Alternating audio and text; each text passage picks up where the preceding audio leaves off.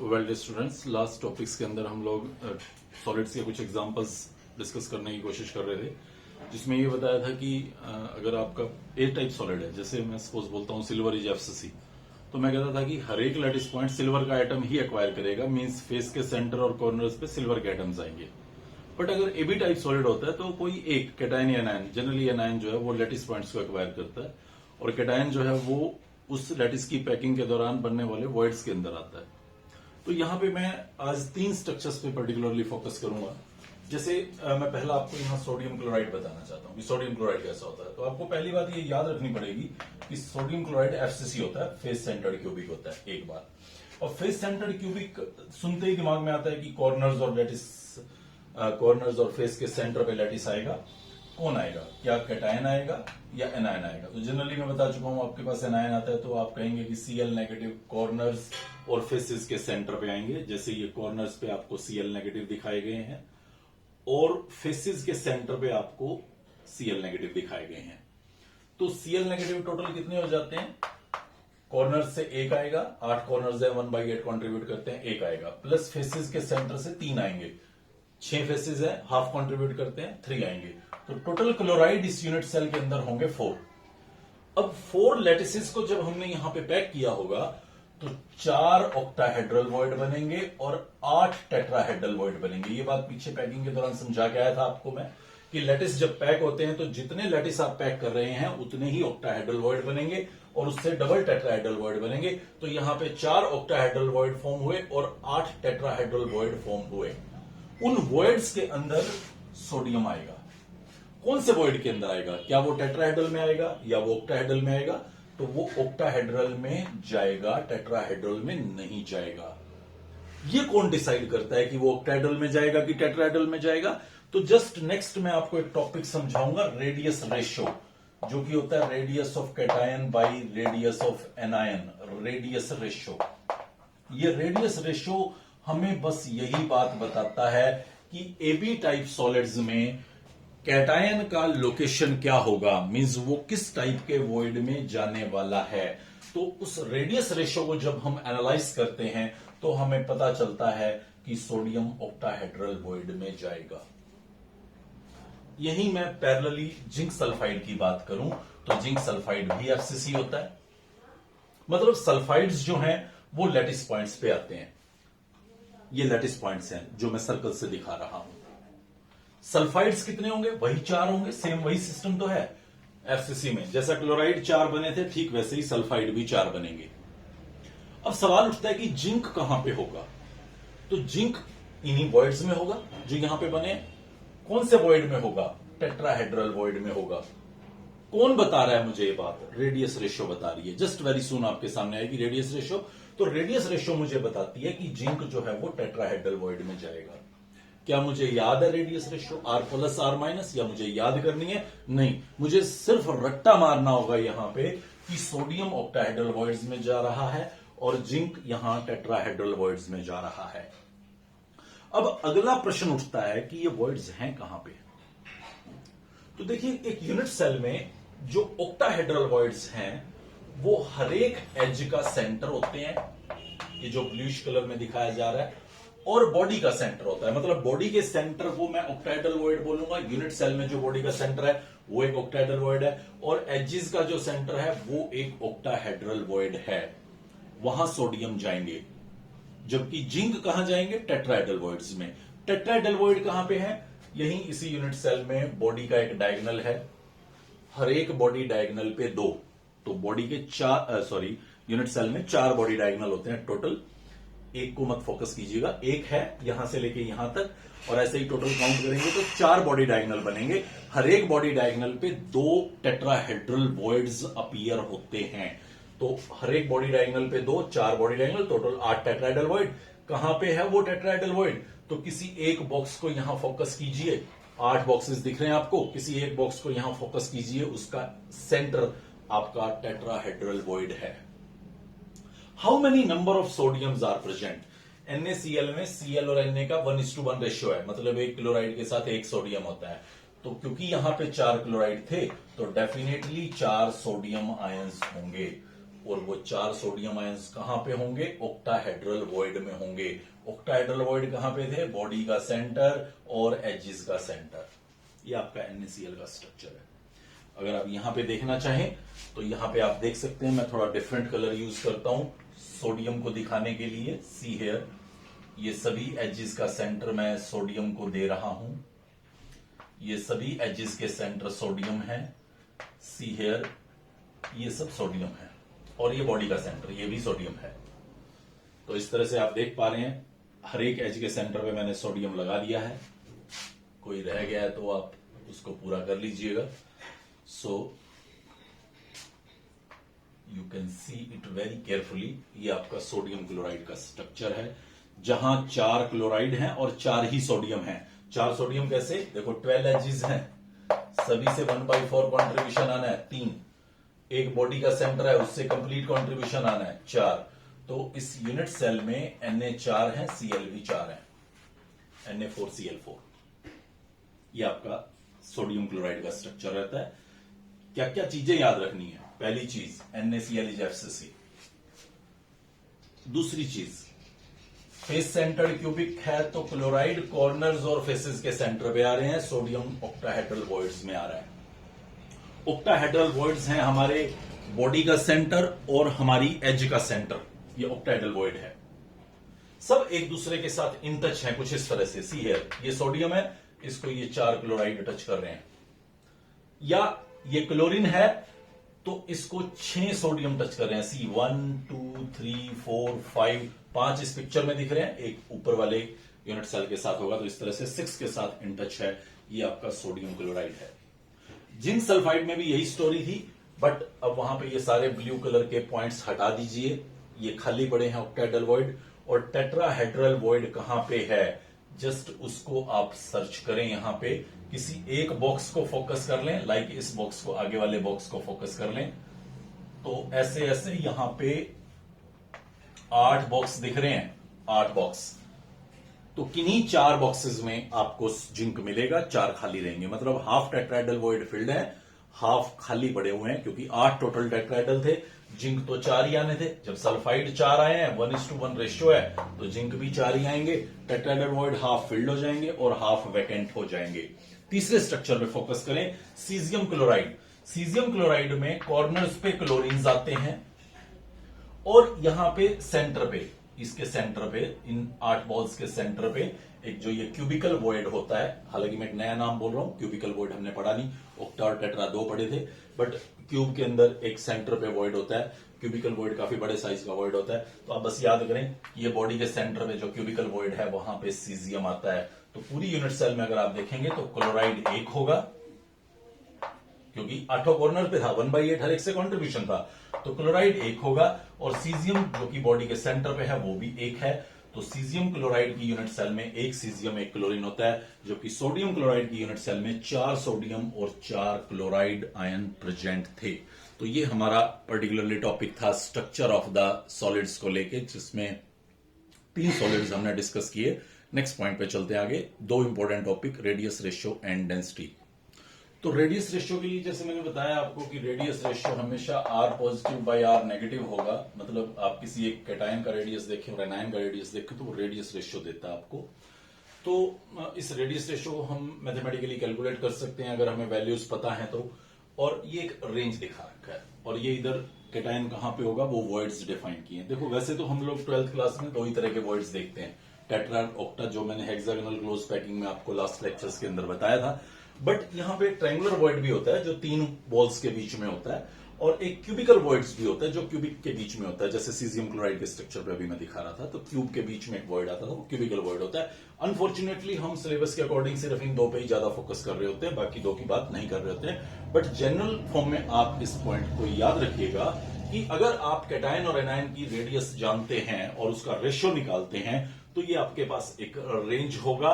इस रेंज में अगर रेडियस रेशियो आता है तो कैटायन ट्रायंगुलर वॉइड में फिट होगा, इस रेंज में आता है तो टेट्राहेड्रल वॉइड में फिट होगा, इस रेंज में आता है तो ऑक्टाहेड्रल वॉइड में फिट होगा, और इस रेंज में आए तो क्यूबिकल वॉइड में फिट होगा। देखो सोडियम क्लोराइड और सीजियम क्लोराइड को आप देखें तो दोनों एक ही फैमिली के हैं, सोडियम और सीजियम ग्रुप 1 के, शक्ल सूरत सब एक जैसी, एल्कली मेटल के हैलाइड्स हैं, लेकिन ये फेस सेंटर्ड क्यूबिक हुआ और ये बॉडी सेंटर्ड क्यूबिक जिसको मैं बोल रहा था, मतलब बॉडी के सेंटर पे क्यूबिकल वॉइड के अंदर सीजियम आता था।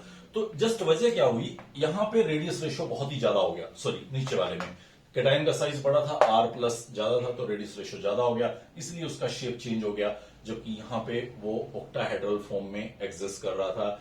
ये सिंपल सा इस कैटायन की रेशियो आप देख सकते हैं, जैसे जैसे आपके कैटायन का साइज बढ़ता है, R प्लस बढ़ता है, एनायन सेम रखें तो रेडियस रेशियो बढ़ता है, और रेडियस रेशियो बढ़ता है तो कोऑर्डिनेशन नंबर बढ़ता है। सी यहां कोऑर्डिनेशन नंबर कैटायन का बनेगा 3, यहां बनेगा 4, यहां बनेगा 6 और यहां बनेगा 8। तो अब आप सब रिकॉल कर सकते हैं पीछे के टॉपिक से। लाइक मैंने जिंक सल्फाइड बताया, तो जिंक सल्फाइड में जिंक बाई सल्फाइड का रेशियो जब आप देखेंगे, जिंक आयन और सल्फाइड आयंस का रेशियो, तो उस टाइम पे आपको डेफिनेटली वो काफी कम इस रेंज में नजर आएगा, जिसकी वजह से जिंक आयन टेट्राइडल वॉइड में जाएगा। और टेट्राइडल वॉइड में जब आपके पास लैटिस आता है तो वो 4 डिफरेंट लैटिसेस से इन टच होता है, जबकि ऑक्टाइडल वॉइड में जब आपके पास आता है तो वो 6 से इन टच होता है। मैं दिखा भी रहा था, NaCl में सोडियम 6 क्लोराइड से अटैच था, या क्लोराइड भी 6 सोडियम से अटैच था। तो ये कोऑर्डिनेशन नंबर को भी आपको रेडियस रेशियो एक्सप्रेस करती है। एक और भी स्पेशल टाइप ऑफ वॉइड आता है यहाँ पे, लीनियर वॉइड, मुझे और ऊपर लिखना चाहिए था बट अभी नीड नहीं है इतना। वहां पे लीनियर वॉइड जब आता है तो कोऑर्डिनेशन नंबर 2 होता है, मतलब ऐसे कैटायन आएगा और उसके बाहर ऐसे एनायंस आएंगे, तो 2 कोऑर्डिनेशन नंबर रहता है अगर रेडियस रेशियो 0.155 से लेसर हो तो। बट एटलीस्ट इस टेबल को याद रखें, ये टेबल आपको position of the cation in different solids और कोऑर्डिनेशन नंबर का परफेक्ट आइडिया देती है। ये क्वेश्चन देखें, X इज FCC क्रिस्टलाइज्ड, मतलब X आपका फेस सेंटर्ड क्यूबिकल क्रिस्टलाइज्ड है, तो मतलब X आपका फेस के सेंटर्स पे और बॉडी के कॉर्नर्स पे, सॉरी फेस के सेंटर्स पे और यूनिट सेल के कॉर्नर्स पे प्रेजेंट है। FCC का यही मतलब होता है। तो X आपके कितने प्रेजेंट हो जाएंगे? 4। याद रखिए, कॉर्नर्स पे भी वही है, फेस के सेंटर्स पे भी वही है। पहले अगर आप शुरुआत के क्वेश्चंस देखें, फर्स्ट न्यूमेरिकल आई थिंक, तो वहां में लिखता X is at face centred, तो वो क्लियर था कि X सिर्फ फेसेस के सेंटर पे है। यहां पे मैंने लिखा है X इज FCC क्रिस्टलाइज्ड, तो मतलब जो भी फेस सेंटर के लैटिस पॉइंट्स हैं उन सब पे X है। दोनों क्वेश्चंस को बहुत ध्यान से समझिएगा। वहां पे X मैं 3 बोलता था जब ये बोलता कि X is at face centred, यहां पे बोल रहा हूं X इज FCC, तो मतलब FCC के जो भी लैटिस पॉइंट्स हैं उन सब पे X आया हुआ है, तो वो 3 फेसेस पे और 1 कॉर्नर पे टोटल जो यूनिट सेल के अंदर आएगा, तो वो 4 हो जाएंगे X। ओके, X 4 है तो ऑक्टाहेड्रल वॉइड भी 4 होंगे और टेट्राहेड्रल वॉइड 8 होंगे। सही है। वो बोल रहा है कि जो Y है ना वो हाफ ऑफ ऑक्टाहेड्रल वॉइड पे है, मतलब 2 पे है। और फिर कहता है फॉर्मूला ऑफ सॉलिड बनाओ, तो X4Y2 यानी कि X2Y वो हमारा फॉर्मूला ऑफ द सॉलिड होगा। अगर वो सपोज यहां पे बोल देता हाफ ऑफ टेट्राहेड्रल वॉइड, तो भाई फिर वो 4 हो जाते। टेट्राहेड्रल वॉइड का हाफ तो 4 है, तो फिर Y4 हो जाते, तो X4Y4 मतलब XY आपके पास सॉलिड हो जाता। अगेन एक बहुत ही इंपॉर्टेंट टॉपिक है हमारे पास इस चैप्टर के अंदर, न्यूमेरिकल जनरली पूछा गया है, डेंसिटी ऑफ यूनिट सेल कैसे कैलकुलेट की जाए। तो पहले तो फॉर्मूला समझिए आप, जो डेंसिटी होता है उसका एक सिंपल सा फॉर्मूला रहा है जो हम लोअर क्लासेस से पढ़ते आ रहे हैं, मास पर यूनिट वॉल्यूम। आपको यहां पे यूनिट सेल की डेंसिटी निकालनी है, तो आप लीजिए मास ऑफ यूनिट सेल, मतलब उस पूरी यूनिट सेल का क्या मास रहेगा, divided by volume of unit cell, तो वो आपके पास density of the unit cell होगा। अब mass of the unit cell कैसे निकालूं, मतलब मैं देख लेता हूं कि एक यूनिट सेल में जो पार्टिकल्स प्रेजेंट हैं वो कितने हैं और उनका मास कितना है। और volume of the unit cell, वो तो एज लेंथ ए है तो वॉल्यूम ए क्यूब हो जाएगा। ये सिंपल सा फॉर्मूला बन के आता है। m mass of the lattice, mass of the molecule, mass of the atom हो सकता है। मैं उसको m बाई एन नॉट भी लिख सकता हूं, जिसमें m मोलर मास है, एवोगैड्रो नंबर से डिवाइड किया तो वो एक एटम का मास आ जाएगा, या मॉलिक्यूलर मास है तो एक मॉलिक्यूल का मास आ जाएगा, डिवाइड बाई ए क्यूब। और सिंपल वर्जन में लिख दूं तो z into M a cube into N not.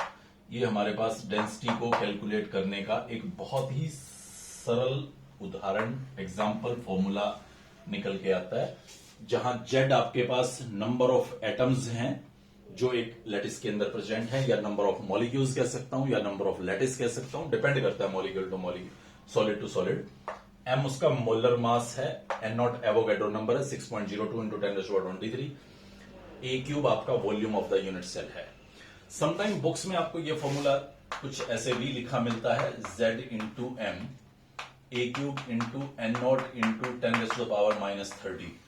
वो भी सही है, बट एक्चुअली वहां पे जो एज लेंथ हम लिखते हैं वो एज पिकोमीटर में लिखते हैं, एज लेंथ पिकोमीटर में, तब आपके पास ये फॉर्मूला सुटेबल बनता है। जबकि यहां पे आप उसे सेंटीमीटर में लिखते हैं एज लेंथ को, तो वॉल्यूम ऑब्वियसली सेंटीमीटर क्यूब में हो जाएगा। ये छोटा सा पॉइंट याद रखिएगा। मतलब आपको एज लेंथ पिकोमीटर में दी हुई हो तब तो ये फॉर्मूला सही है, बट आपको एज लेंथ सेंटीमीटर में दी हुई हो तो ये फॉर्मूला सही है। वैसे टेक्निकली समझाऊं ये बात तो आप इसको ऐसे समझें, जो डेंसिटी होती है ना वो ग्राम पर सेंटीमीटर क्यूब होती है। नाउ यू आर बाउंडेड, अगर आपको डेंसिटी ग्राम पर सेंटीमीटर क्यूब में चाहिए तो आपको मास ग्राम में ही लेना होगा। अगर आप मास को यहां किलोग्राम में ले रहे हैं तो उस टाइम पे डेंसिटी भी आपकी फिर ग्राम में नहीं आएगी, किलोग्राम पर मीटर क्यूब या किलोग्राम पर सेंटीमीटर क्यूब में आएगी। तो मैं इस यूनिट की स्टोरी पे तो नहीं जाना चाहता, बस मैं इन ब्रीफ बताना चाहता हूं। You have to clearly take it in your mind कि डेंसिटी आपको ग्राम पर सेंटीमीटर क्यूब में ही यहां पुट करनी है। जब आप डेंसिटी को ग्राम पर सेंटीमीटर क्यूब में पुट करेंगे तो ए आपका सेंटीमीटर में ही होना चाहिए, किसी और यूनिट में है तो आप उसको बदल लो। एवोगैड्रो नंबर कांस्टेंट है, उसकी टेंशन मत लीजिए। मास आपका ग्राम में ही होना चाहिए, मास आपका ग्राम में, तो कंफ्यूजन ना हो मैं इसलिए लिख देता हूं यहां क्लियर कट, मास आपका ग्राम में होना चाहिए, डेंसिटी आपकी ग्राम पर सेंटीमीटर क्यूब में, एच आपका सेंटीमीटर में, तो ए क्यूब आपका सेंटीमीटर क्यूब में। जेड एक नंबर है, कोई फर्क नहीं पड़ता, बीसीसी के लिए 2 होता है, एफसीसी के लिए 4 होता है, सिंपल के लिए 1 होता है, और एन नॉट वो भी एक कांस्टेंट टर्म है 6.02 इंटू 10⁻23। हालांकि आप कोई जरूरी नहीं है कि इसको ग्राम पर सेंटीमीटर क्यूब में ही करें, मैं पहले ही बता गया हूं किलोग्राम पर मीटर क्यूब में लिख सकते हैं, फिर आपको ये किलोग्राम में लेना होगा और ये मीटर क्यूब में, मतलब एज लेंथ मीटर में लेना होगा, ये आपकी चॉइस रहती है। मोस्ट ऑफ द क्वेश्चंस के लिए जो हमारी एनसीईआरटी का पार्ट है, आप इसी फॉर्मूले पे फोकस्ड रहें और इसी तरह से इन यूनिट्स के साथ इस क्वेश्चन को सॉल्व करें। क्वेश्चन बैट के लिए सबसे इंपॉर्टेंट जोन है ये, यहां से सबसे ज्यादा फ्रीक्वेंटली क्वेश्चन पूछा गया है क्लास 12th के एग्जाम्स के अंदर, तो इसलिए इस फॉर्मूले को अच्छे से याद रखें, विद यूनिट्स याद रखें, आपको कौन सी चीज कहां से पिक करनी है ये सब आपको नोटिस रखना होगा, यूनिट्स के साथ नोटिस करना होगा। हम लोग यहाँ पे कुछ 1-2 न्यूमेरिकल्स पे काम करते हैं जस्ट अभी, और फिर इस टॉपिक को कंक्लूड करेंगे। फर्स्ट क्वेश्चन को देखें, sodium is BCC with edge length so and so, find density. तो मैं सीधा डेंसिटी के फॉर्मूले पे चला जाता हूं, Z into M a cube into N naught, कुछ नहीं सोचूंगा, सीधा ये फॉर्मूला रटा हुआ है, इसके ऊपर काम करूंगा। जेड बीसीसी के लिए 2 होता है, पता ही है, यूनिट सेल में 2 एटम्स आते हैं आपके पास। एम मोलर मास 23 है, ए क्यूब, ए वैल्यू गिवन है सेंटीमीटर में, अच्छा है, कुछ नहीं करना, 3.1 10⁻⁻8 का क्यूब कर दीजिए,